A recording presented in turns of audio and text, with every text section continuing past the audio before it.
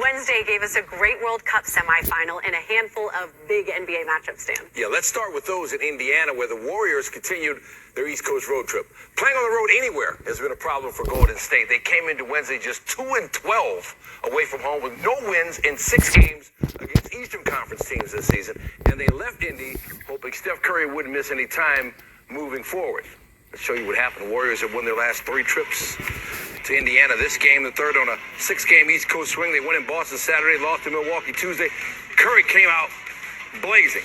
Had 27 points in the first half. He was a bright spot for the Warriors, but all Pacers in the second quarter. Tyrese Halliburton drives, kicks it to Aaron Nesmith, hits a 3 in the corner. Halliburton 0 for 9 in his last game, but 5 for 10 from 3 in this game. He had 29 points. Pacers up 21. Under 30 seconds to go in the half, Pacers up 20. Benedict Mathurin with a steal off Curry, one of 23 turnovers for Golden State, and Halliburton with a 3 at the other end. 47 points in the second quarter for the Pacers. Most points allowed by the Warriors since March 19th of 2018 at Utah. It's the Pacers by 20 at the half. Mid-third quarter, though, here they come. They're down 10 here. Curry, step back 3, money. He was 5 for 10 from threes. He gets the roll, 7-point game. A few minutes later, Warriors down 6. Curry working the glass. And the stick back. Flexes and pulls the Warriors to within 3 at 38 points, 7 assists and 7 rebounds. But watch this. Goes to strip Jalen Smith. Injures his left shoulder. And he left the game with the 38 points. Did not return. More on that coming up. Fourth quarter. Pacers up 8. Mathurin knocking down the 3, got fouled by Draymond Green. And Green's going to get a technical as well for having words with the official, Tyler Ford. Mathurin with 24 in the game and got a whole Green back. On the other end, JaMychal Green at the line. And Green's still talking, and that'll do it. Second technical, he's tossed. Indiana's bench enjoying it. Warriors trying to avoid a 4th loss in 5 games. No Curry and no Green now down the stretch. That kid's concerned. That youngster's worried. Under 1:30 to play. 6-point game. Dante DiVincenzo, 15 points, 8 rebounds in the starting lineup for Klay Thompson, who had the night off. 16 seconds left. Pacers up 4. Andrew Nembhard finishing it off. Pacers shoot 51% and win. Curry didn't speak to reporters after the game, but Steve Kerr did. He's going to get an MRI tomorrow. So, he was ruled out, midway through the 4th. Training staff told me he wasn't going to play the rest of the night, and we'll see. We'll see how he is tomorrow. The spirits were good. Steph's always a guy with a great outlook on life, so he's in good spirits, and we'll hope for the best.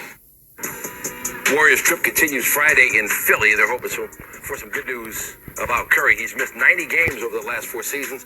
Warriors have won just over a quarter of those games, going 24-66.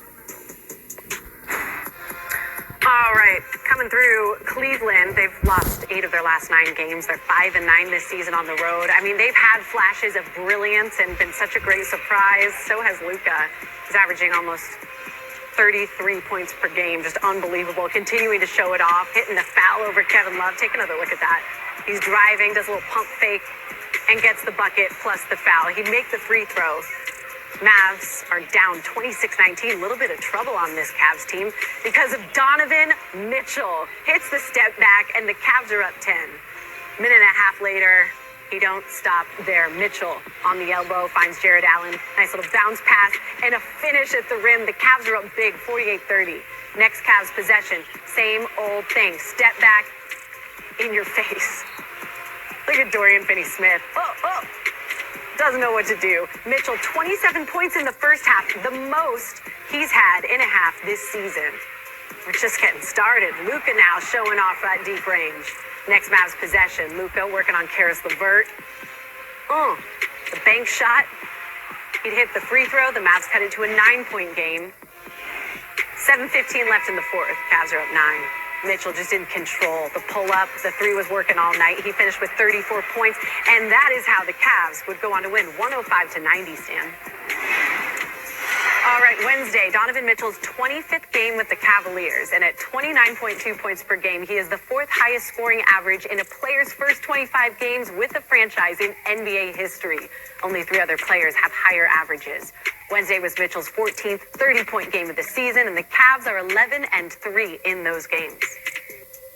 Lucky us. Richard Jefferson now joining the show. Great to see you as always, Good to my be friend. here. It's good to be here. As always. As we just saw, Cleveland put up a huge performance over Dallas. Did you expect the Cavs to look this good against a quality opponent like the Mavs are? Well, look, they've been struggling on the road. I believe that this Cavaliers team has the opportunity to be a top 4 team in the entire league, regardless of conference, because they do have the depth at the big. They've got an all-star backcourt, 2 all-stars in their backcourt. So they have so much talent, but they've been struggling on the road. So I think this game is less about the Mavs, and I'll say that because I believe the Mavs with Luka, they are who they are.